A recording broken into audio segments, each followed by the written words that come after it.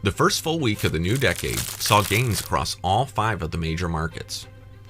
The tech-focused Nasdaq led the pack higher as growth in the IT market continued into the new year. Not surprisingly, the information technology sector was the best performer last week as a result. In total, 7 out of 11 sectors closed the week higher. The other 4 sectors ended only slightly lower, except for energy, which gave back over a percentage point last week. Oil prices had initially spiked early in 2020 due to Middle East turmoil. The Trump administration assassinated an Iranian general in response to a New Year's Eve attack on a U.S. embassy in Baghdad.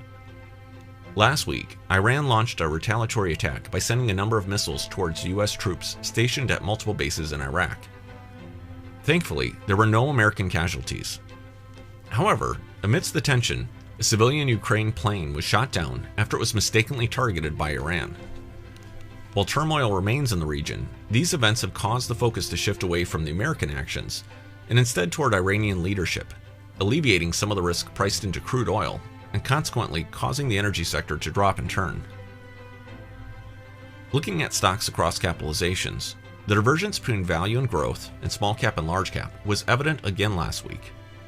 While there have only been a few trading days so far this year, small cap value sits at a loss for the year, while large cap growth continues the gains.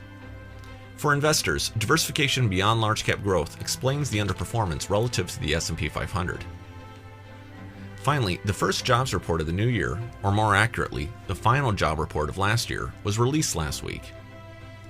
The December employment situation report missed expectations of 160,000 jobs, with an increase of only 145,000. Nevertheless, the unemployment rate remains at the 50-year low of 3.5%.